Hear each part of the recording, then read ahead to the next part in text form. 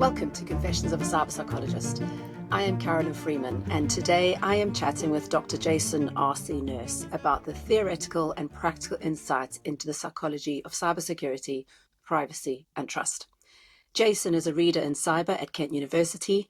He is also Director of Science and Research at CyberSafe and an Associate Professor at the Royal United Services Institute. He is the Advisory Board Chair of RISCS, as well as a keynote speaker. Welcome, Jason. I'm so delighted to have you on board. Thank you very much for the invitation, Carolyn. I'm really looking forward to today. Jason, before we get chatting about the work you do and the research that you do, could you tell me a bit more about the trajectory of your career and what the pivot point was that sent you down the road of cyberpsychology? Yes, 100%. So I guess my career actually started off very much along the sort of traditional computer science path. My undergraduate degree was in computer science and accounting, a bit weirdly, and generally after that, I went into traditional computing jobs. I was first a web developer, system developer, so I essentially used to code and program. And then slowly, actually, I went a little bit more into the internet. Of course, the internet became, quite significant, quite impactful on all of our lives. So I tried to explore that a little bit more. And then I got into, almost like stumbled into the area of security. Back then, it was just internet security. It was data security. And then from there, I did a master's and I did a PhD. And I think during my PhD, one thing that became more and more interesting and more salient in my work is that even though at that point in time we focus a lot on the technology side when it comes to online interactions, online business, etc., there's a significant human component that at that point in time hardly anyone was talking about. Everyone was focusing on the technology because the technology was moving so quickly and it was so exciting, the internet and all of these kind of opportunities, e-business, e-commerce, online interactions. Even saying it's weird, even saying the word e-commerce now, no one uses that term anymore. Like, I think email is the only thing that sort of stood the test of time. But then I think after that, I really got an interesting opportunity in my first postdoc to explore psychology and explore the impact of psychology on people's day-to-day, especially as people were starting to use the internet. We're talking about people, we're talking about security professionals. And I think at that point, there was this thing niggling away in my mind, hey, people are quite important to this. And actually, if we want to study people and understand how people feature into the internet or how people or humans interact with technology, there's actually a significant psychology component that we can't ignore. This is really critical. We need to incorporate this more. And I think at that point in time, I really, thankfully, at that point in time, I had two key people that I work with, one computer scientist, and then a professor in cognitive science. And at that point in time, I really started to get more and more interested in, what is a cyberpsychology. And at that point in time, I started really delved into it much more. And I think since then, and this is probably now actually this is actually more than 10 years, I've been sort of studying more and more cyberpsychology, especially from a security perspective. I think that's where I sort of play best. That's where I enjoy the most, really understanding how do we pair up psychology, the online world, and cybersecurity. So a lot of people misunderstand the difference between cybersecurity and cyberpsychology. Would you mind explaining the difference between them and where your role fits within these two disciplines? Yeah, definitely. And I do remember actually very early in the days of when I was hearing the word cyberpsychology, I got into a conversation with someone and their interpretation of cyberpsychology was psychology and cybersecurity. And it was really interesting hearing that. And I was thinking, wait, what? How? And yeah, from their perspective, it was like, well, there's cybersecurity and there's psychology, and these things pair up to form cyberpsychology. And that was a really interesting perspective. And I think for many people, actually, some people, especially outside of the psychology space or even the computing space, people don't really understand the term. So I guess to start with cybersecurity, cybersecurity is really all about sort of the protection of online data, online assets, online information. And it's a significant thing now especially in the computing space, especially computing space and sort of digital space almost, especially because of how significant the internet has become to our daily lives. And as it relates to cyber psychology, I'm definitely not, I wouldn't say a specialist, especially because I think most cyber psychologists have come via the route of psychology.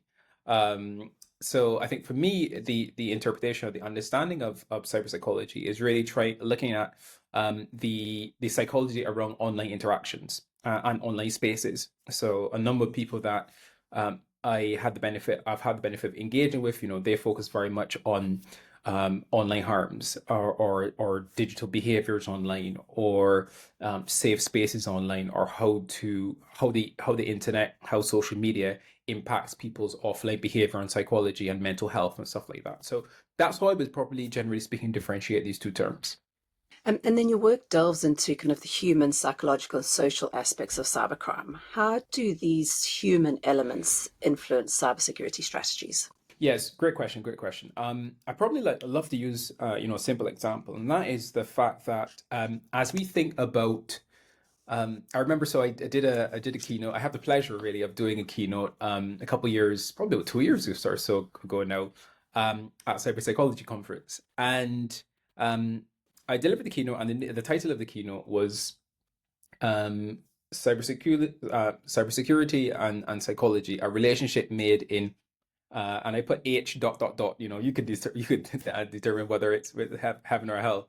But I think the key thing for me there was what I was trying to convey in that talk is that psychology can be extremely beneficial to understanding maybe why people aren't behaving as we expect in security, why people aren't acting as we expect, but why security professionals would say, hey, it's good practice to log out of systems when you're not using them, or it's good practice to create strong passwords, or it's good practice to from a security or from a technical perspective, it would be, well, why don't users do this? Why do we telling them on a date, like, do this is right, you should do this.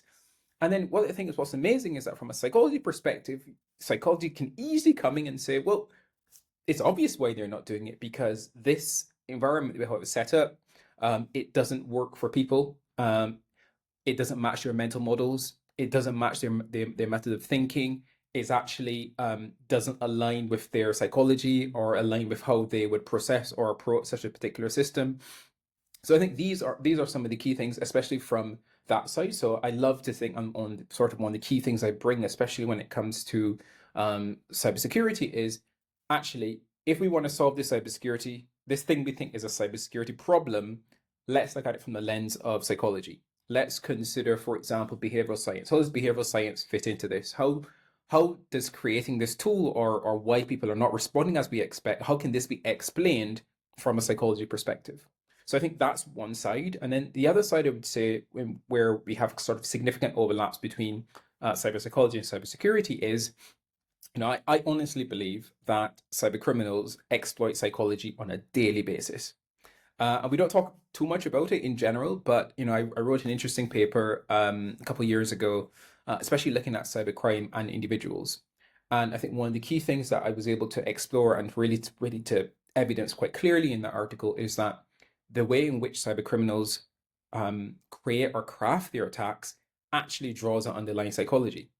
And even though they might not call it psychology, they draw on things like cognitive biases. They draw on the fact that when we look at certain things, like representation bias, in that they would create a Facebook website, a TikTok website that looks exactly like what we are expecting. So therefore, the average individual, when they go to this website, they'll just scan it quickly. This is because this is what we do. We don't, when we're looking at something that we expect, we don't look at it in great amounts of detail. We scan it quickly, and we enter our login details. And I know cyber criminals, they're exploiting things like that. They're exploiting our natural desire to trust others. As humans, we're not, generally speaking, distrusting. We don't approach someone and we don't approach someone and think that they're about to do something bad. We approach them from respect to, hey, this is someone else. This is a fellow human. I will treat them in a nice way. I will hold the door open for them, even though this is a secure environment. And so stuff like that, I think, is really interesting. That's a good point because we don't think about those people who are trying to exploit us as really, or having studied things like psychology and behavioral science and biases, and that actually they go out of their way to exploit it because that's how they make money. That's how they Yep. get people to give them stuff or manipulate people. Yep. So, and we do need to take that into account that they're kind of the bad actors, and we need to be good actors. And I like your analogy in terms of how we sometimes almost kind of want to beat people. It's Mm. like the difference between the stick and the carrot Yeah. approach to Yeah. cybersecurity. And I wonder if it's somewhere outside of the carrot and the stick. It's about helping people with their behaviors or their natural behaviors rather than trying to encourage them or just trying to kind of hit them or discipline them.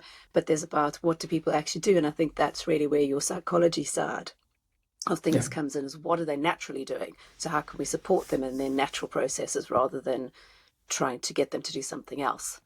Um, but Yeah. yeah, I Yeah. haven't thought about it that way. There's a third dimension. It's not the stick and the carrot. It's something else. Yeah. Yeah. Indeed. And I think even um, another good analogy that we have in cybersecurity is um, you need to understand what works for people. And ideally, you create something, let's say a cybersecurity solution or something like this, that fits into their day to day, fits into their sort of workflow. I think there's a really, especially from I think it's from someone at NCSE actually, but I'm not sure. So don't quote me on that one. Is that security that doesn't work for people doesn't work.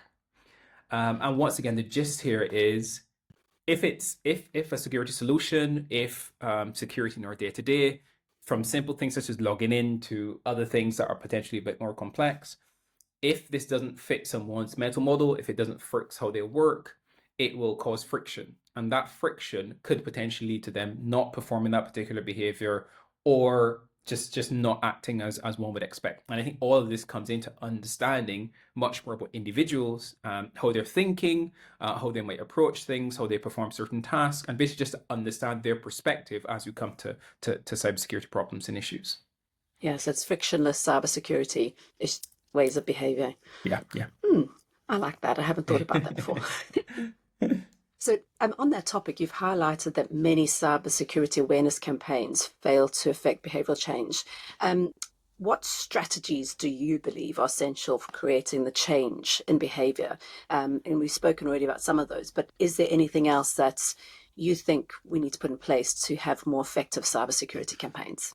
Yeah, yeah. I mean, I think a lot of it comes down to one, of course, going back to understanding that friction. And then I think two, a big one which I'll touch on now, but it's just one of the many things, is um things like just-in-time interventions. And this is something that we see time and time, even in general environment. I mean, one good example, one simple example is um I have a watch, and I have a watch that reminds me to stand up every now and then, or it sort of reminds me to do certain things at certain periods of time. And I think there's a general gist that telling people what to do, so in traditional security, cybersecurity awareness campaigns, telling people what to do does not mean it will change their behavior. I had a really good friend, or I still have a really good friend actually, really really good friend, and he has smoked for a very very long period of time. Um, and I remember one day we went into a supermarket.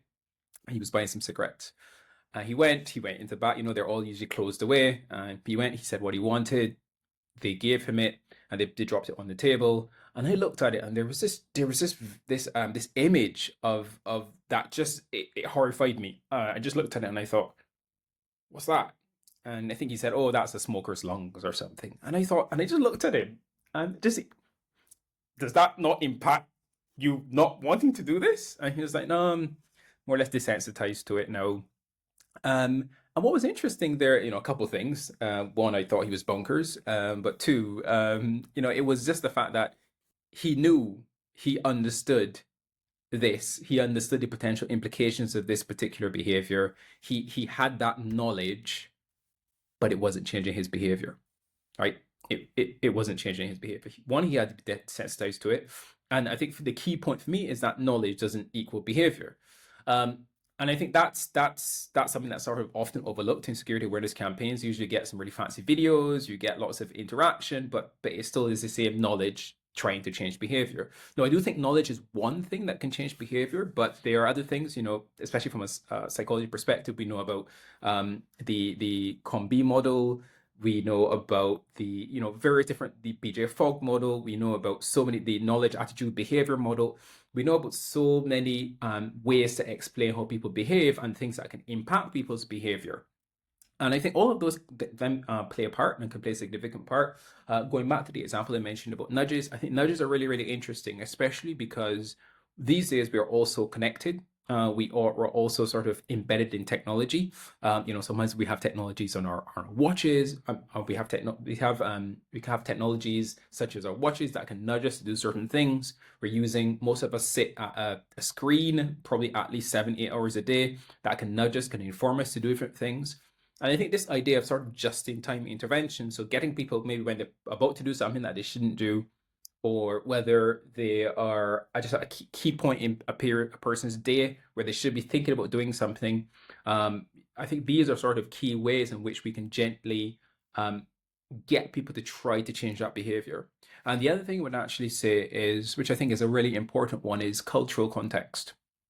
I've seen a number of situations over the last couple of years where one campaign or one effort, one initiative is launched to a bunch of different cultures. Now, we all live in, usually, generally speaking, we all sort of live in multicultural cities, and the reality is that all messages don't impact people in the same way.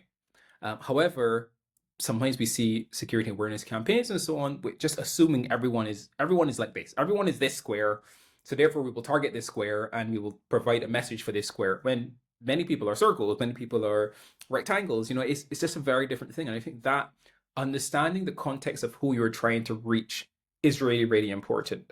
Understanding their context, who they are, what is important to them. I think that's really important to actually facilitating, really reliable behavior change. I think that's a really key point, is that we all expect other people to be just like us. Yeah. And we come at everything from this will impact me or influence me, so therefore it'll influence everyone, because everyone's the same, aren't they? Yeah. Yes. Rather than there's so many nuances and there's so many things from a cultural perspective, but also from a geographical perspective as well, is that Western culture is very different from Eastern culture and there's so many diverse perspectives. And it's a good point about how we become desensitized to information. Yep. And it becomes like wallpaper. And we've seen it so often, especially if it's from a logical perspective rather than from an emotional perspective. It's like, I know. I know. It's fine. Yeah. I mean, it's super interesting. I mean, sorry to jump in, but no, go well. I'm so passionate with this topic. I can talk all day. Yeah. But one bit of research, once again, I did with one of my colleagues a good couple of years ago, is especially on this cultural context, is looking at how people in different cultures and countries approach security awareness in general.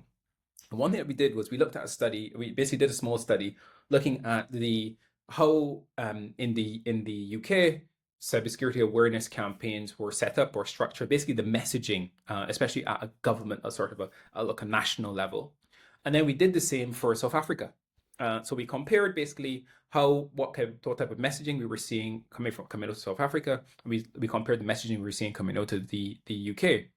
And one thing that was really, really interesting there that we found was that in the UK, the messaging actually seemed quite individualistic. So it was all about how to protect yourself, and the messaging was like, don't be the weakest link.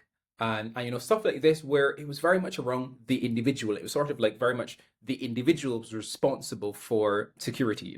That's stuff very focused on the individual. It's your responsibility. However, when we looked at South Africa, it was really interesting because the messaging was actually much more communal. It was much more community based, and it was almost like do this to protect the community. And then so that was sort of very, I guess, exciting almost from the perspective that, hey, here we can very, very clearly see this focus once again. On one side in South Africa, much more community focused, and then on the other side, in the UK, much more individual focused. And this represents a really interesting point that I think sometimes people gloss over a bit too much, and that's that different cultures, different countries view things in different ways. Another really good example, not in the security space, but another good example is in the UK and very much actually in the West. When we want to write a letter to someone, we put the person's, like, from a snail mail. For those of you listening in that don't remember what those things are, you're writing some snail mail. You're writing a letter to someone. You start with the person's name on the outside of the envelope. You start with the person's name, first line of their address, second line of their address, etc. Then down to the country, so the country's last. In Asia, especially places like Taiwan, for example, they start with the country first. So they start with the country first, then it goes on to the general region, the city, and then down to then you get even the person's last name first, and then their first name. It's really, really interesting, right? But it's different, right? For them, country is most important, family name is more important, etc. Whereas for us, it's sort of the flip side. And I think this is really why we never should gloss over culture and assume that these things aren't important to the people that we're trying to engage. It's fascinating. I didn't know that. It really is. But it also makes sense, because if you're going to send mail somewhere, it first needs to go to the country. Yeah, exactly. And then lastly to the family, and then the individual in the family. That makes more sense. I think we need to change it. Yeah, it's really interesting. But once again, it highlights that for them, country is more important. The family opponent is more important, and you are sort of the individual that sort of last. But it sort of once again presents a sort of more from the big to the small, whereas we kind of go the opposite side. So yeah. We are demigods in our own little worlds. Yeah, probably. So kind of looking at from an organizational perspective, because you do quite a bit of work with organizations, how can they better address the human factors in terms of how they contribute to cybersecurity vulnerabilities? What are the practical things that they might be able to do? Yeah, I think it's really, first, it's quite important to understand, who's in your organization, what matters to them, what's important to them. And then once again, think about, having understood that, then think about how best are these people engaged. These days, there are a number of sort of key things that organizations care about. So organizations care about things like strong passwords. They care about keeping people safe online. People aren't going to the wrong websites and stuff like this. So I think part of it is, one, understanding the human context, and going back to what I mentioned before, trying to remember that security that doesn't work for people doesn't work. So it's really thinking about, well, how can systems, environments, processes be structured so that there isn't friction for individuals within the workplace? Because what will happen if there's friction is that sometimes people will have this decision: should I focus on prioritizing on things to do my job, or should I do security? People go to work to do their job. People don't go to work, unless you're a security professional, to do security. And that's one friction we always want to avoid. And it's really, really critical. And I think one of the other things about it is, people, especially people in the security profession, need to really understand that context of the individual.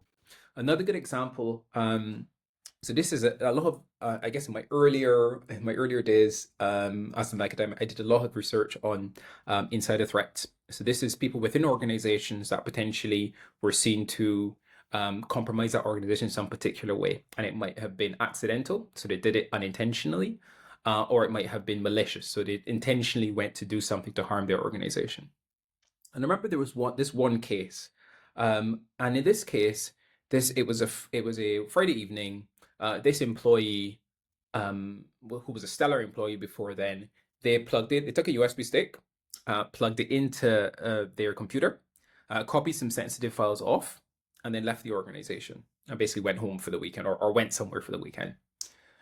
And this triggered an alert on the computing systems. IT team got involved, security team got involved, the person's line manager got involved. And on Monday morning, bright and early, this person got hauled into a meeting with 3 or 4 people, and essentially got told off for most of the meeting. How could you do this? Why would you take this sensitive stuff? Etc., etc., etc.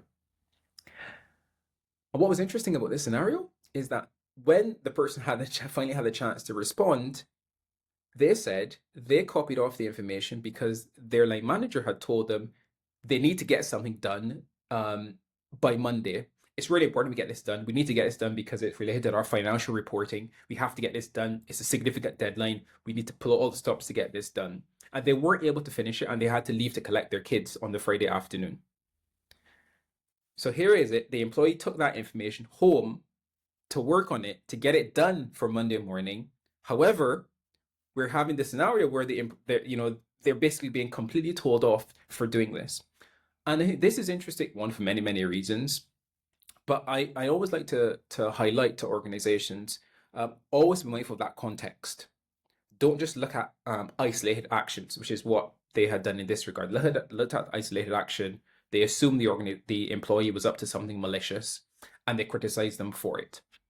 However, if you had considered the context, then you would understand why this had happened, the reasoning behind it, and the fact that the employee just wanted to do their job. They had been given a significant deadline. They were trying to hit it. They were just trying to do their job. And I think this context is really important. So always understand, especially when we're thinking about this, as security professionals, as people within organizations in IT and similar functions, even in HR, always try to remember where that employee could be coming from. And depending, of course, if they have a history, try to give them the benefit of the doubt. There seems to be a bit of a cultural thing around mindsets of how you see cybersecurity awareness, especially if, as you say, it's about context, about what else is going on. Do you think that there is something around the culture that a lot of companies need to address when it comes to cybersecurity? Yeah, I think so. I think one of the biggest ones, which is unfortunately still the case, is that for many organizations, for many people in an organization, security is the cybersecurity team, the IT security team, even IT in general sometimes, but especially the security teams, are considered the department of no. I want, someone in the business operations, I found this new amazing tool that I want to use that's going to make my job much more efficient.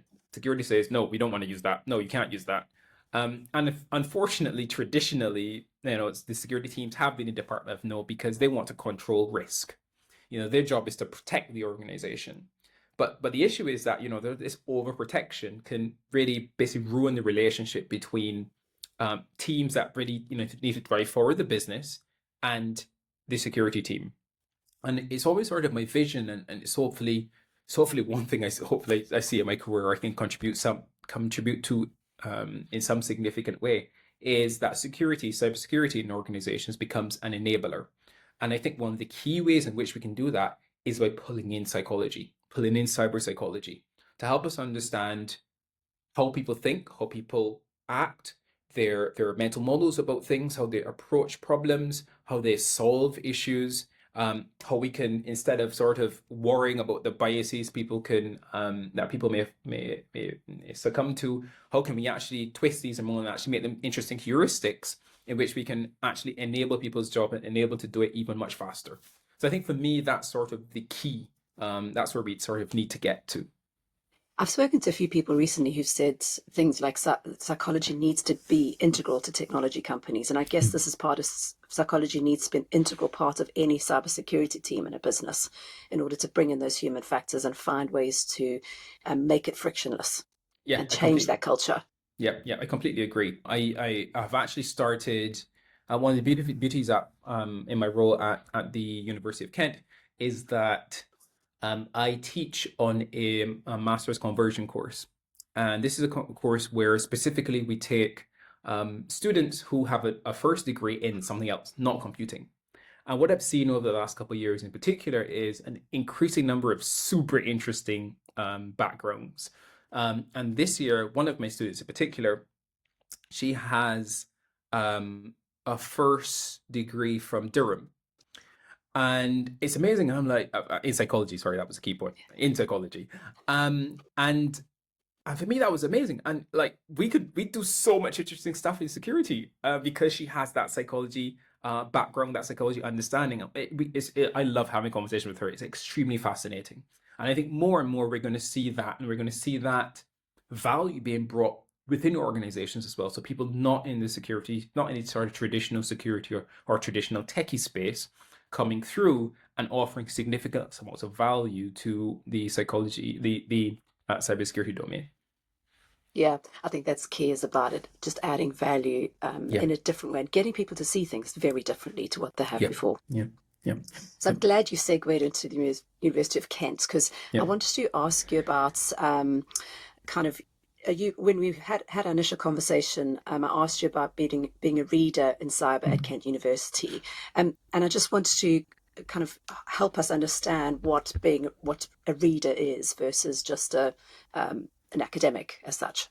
Yeah, good question. Yeah, so reader is very much a term that many people don't know, and it's actually a term that's, if I remember correctly, it's a term that's largely used by the UK and some Commonwealth countries, but generally speaking, outside of that, no one really knows what it means. So a reader is so in the UK, we have essentially, generally speaking, four, depending on the university, but four different levels of sort of progression. You can start as an assistant professor. And you can then go to associate professor, and then you can be something called a reader, and then you'll be let's say a full professor. If we were talking about equating this, so if anyone's listening in that's from the US, the way how a reader equates is essentially to a US full professor without a chair. But generally speaking, think of it as someone hopefully about to become a professor, but sort of just a bit higher than an associate professor. To be honest, I think it complicates things massively. I would love if it was just assistant professor, associate professor, professor. But this is how it is. But it's a common term in many UK universities, but outside of the UK, I've had to explain it to practically everyone that has asked. I mean, even I remember when I posted on LinkedIn that I had just been promoted to reader, and I was really happy about it. Someone, I believe, I think they're from Denmark. Yeah, I think he's from Denmark. He responded and said, "Yeah, but what does that mean? Does that mean you read on a daily basis? Like, what? I don't get it. Like, that term has no meaning to me." And Yeah, once I again, I get had to paid to explain it. read. Yeah, I get paid to read. I mean, thankfully, there's a Wikipedia entry on Reader, so that's actually usually what I direct people to. But yeah, I Yeah, like to think of it as a professor without a chair. nice. So you have to stand. Yeah, pretty much. You get to read and you have to stand while you're reading. Yeah, it's a really good deal. Great deal. Great deal. Um, so, in terms of your teaching at Kent University, what is available for prospective students who are interested in cyber psychology, and how can they kind of apply to the University of Kent? So I think one of the key probably avenues at Kent currently is the psychology degree. I think there's opportunities in there to do a bit more things focused on the digital side of things. I think currently there isn't sort of a specific cybersecurity program. One thing I've noticed actually is that cybersecurity, even though it is an important and an emerging field, there aren't that many programs that actually do it currently. There's probably a handful that do it currently. And Kent, unfortunately, isn't one that has a specific cybersecurity program. I don't even think that Kent has a cybersecurity module, but there are definitely elements in psychology and especially in the digital space that can be explored. Then going on to masters and a PhD or doctorate at Kent University, you can kind of look at that at the psychology of cybersecurity and Yes, where that fits yes, in. yes. I think one of the big benefits is that, with people such as myself, especially if you continue with programs such as masters or doctorates, there is the opportunity to specialize in certain areas depending on what you want to do. So, for example, yes, you can delve into much more psychology and look at that interaction between psychology and cybersecurity. So my students have, especially my previous masters and doctorate students, have focused on it quite a bit. Had a really interesting project last year actually, looking into the psychology of online security.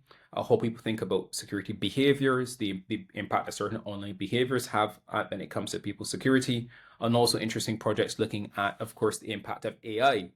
It's hard to do anything these days, and you would probably not be a clever academic these days to not at least be considering AI in some regards as it relates to research. So there's always lots of interesting questions around AI and how it relates to online crime, how it relates to different components such as that, and of course there is a significant psychology component there, simply because so much of online crime, especially when it comes to social engineering and different bits like this, are enabled by understanding those psychological triggers, understanding how people work, how people think, what makes people click on links, how can you make a message extremely appealing so that someone gets a message and think, oh wow, this is definitely for me. We're seeing more and more that AI is being used to actually help craft these attacks, leveraging psychology and psychological factors. And in terms of kind of going forward, for those looking or aspiring into the field of psychology or cybersecurity, what kind of advice would you give to those people who are wanting to get into this field? Yeah, I mean, there's many different avenues. I think there's really interesting avenues, even either coming through psychology, sort of like almost straight psychology degrees. I think going on, for example, to do like a conversion master's, someone I mentioned before in cybersecurity. I think there's an increasing number of conversion programs that really seek to leverage and really stress the importance of, hey, if you don't have a background in technology or in computing, that's perfectly fine because we believe that to go forward in computing, we need people that can do more than program, can do more than think from a technical perspective. And I think that's really, really interesting. So you'll see an increasing number of master's conversion programs. So that's one avenue. So for example, a first degree in psychology or something related, and then a master's in cybersecurity. And that could be one way to enter, especially in certain cybersecurity roles.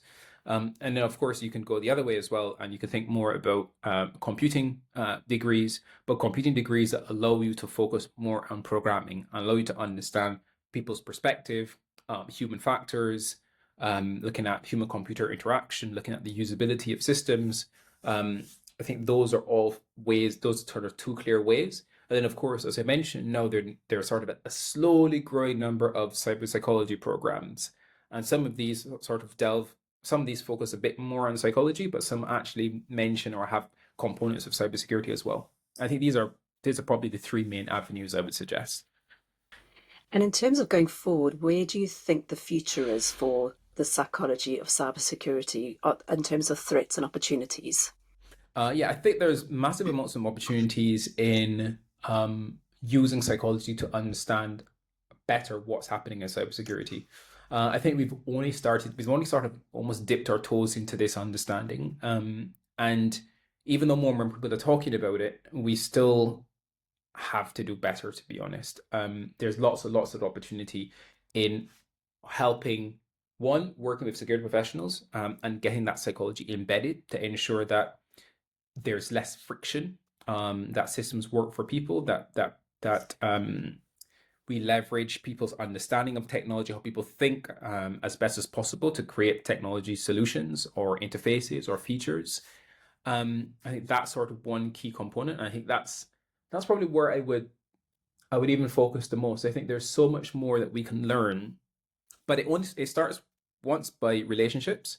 So one of the things I like to joke about with very many of my friends is that I actually love collaborating with cyber psychologists or even or psychologists in general, even more than computer scientists, because I learn every day. I learn every day, and it's as an academic, a traditional academic, I love to learn, and I find that cyber psychology provides so many answers to problems in security that we've been thinking about for a long time, and we don't know exactly how to approach them or how to think about them. And they provide key answers that then we can leverage to build better security solutions or to approach security better, either on an individual basis or even an organizational basis. And another big topic we probably don't have time to discuss is security culture. Cybersecurity culture. Many organizations struggle with how do they create a positive cybersecurity culture within their organizations? How they create positive cybersecurity cultures within their businesses? They're struggling how to do it because they don't have that understanding in terms of organizational psychology, sociology. They just don't have that understanding, and therefore, if you don't have that understanding, it's really difficult to try to properly encourage or build or support or maintain a good, healthy cybersecurity culture. So, I mean, yeah, there's plenty of opportunity. So I'm really looking forward to the future and how much we can actually get done. Yeah, absolutely. And I hope the future is all based on cyber psychology because there's just so much, especially a business with so much technology is used, Yeah, and we're not actually optimizing the behavior understanding of how people engage in yeah, yeah, technology in the yeah, workplace. yeah, We, as you true. say, we're kind of going to get work done rather than going in to find out how we can do work better and Yeah, more secure. yeah, that's it. So, Jason, what is the most important question I haven't asked you yet? Um, you know what? That is a hard one because I think we've covered so much today. I think for me, probably it's just the only thing I would say and the only thing I would emphasize is just the importance of collaboration and working together as it relates to cyberpsychology and cybersecurity because for me, we're just at the sort of tip of the iceberg in terms of how much interesting stuff we can get done, and how much value that we can offer to society more broadly. So I would probably leave it there, to be honest. Jason, the last question I have for you is what books would you normally recommend to people around the area of psychology and cybersecurity? Yeah, good question. And weirdly enough, I would actually recommend books that are probably a little bit more on the psychology side, especially because I think there is so much to be learned from thinking about these books and thinking about their application to cybersecurity. So, for example, one of the ones that I have actually referenced many times is Thinking Fast and Slow by Daniel Kahneman. Really interesting book. Most people, especially from in psychology domain, would know it. But I find it's really interesting to help think about how it can be applied to cybersecurity. I think that's probably the first one. The other one I would mention is one that once again many cyberpsychologists might know of, and that is Influence: The Psychology of Persuasion by Robert Cialdini. This one I think is especially interesting because I cannot tell you how many times I have seen cybercriminals, hackers, etc., social engineers use and leverage these principles to get people to get people within organizations, good people, to do stuff that they would never do. And like I said, I genuinely believe that attackers, they literally read these books on a daily basis and they use them to craft their attacks.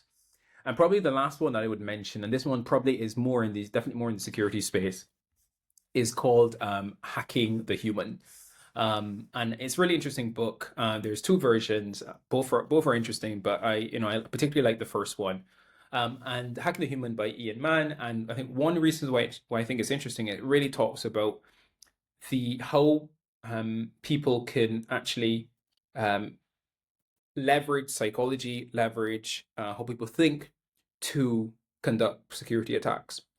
And there's an explanation of how it's done, but then of course how to protect oneself against it. I mean, in that book, there's a really interesting example of how one can socially engineer, or this person in their instance conducted a very simple experiment where they essentially socially engineered a train conductor to get out of paying a peak train fare.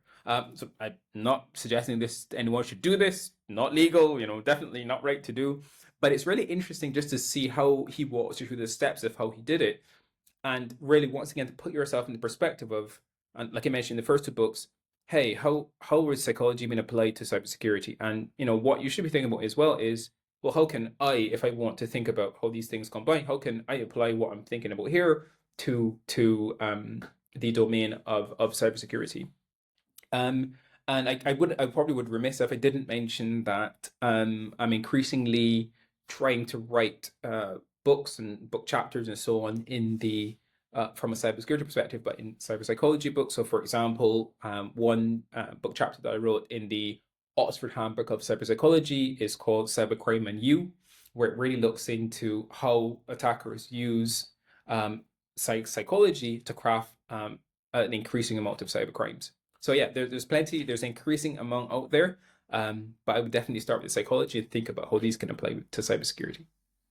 I like that perspective. Start with psychology, not just not just the technical side of Yeah, cybersecurity. yeah, So yeah, agreed. brilliant. Jason, thank you so much for joining me in Yeah, Confessions of a Cyberpsychologist. It's been such a delight to catch up with you, and I hope we get to chat again in the future. thank you very much, Caroline, for inviting me. It's been really enjoyable. I'm very happy to come back again. You never know. Take I care. look forward to it.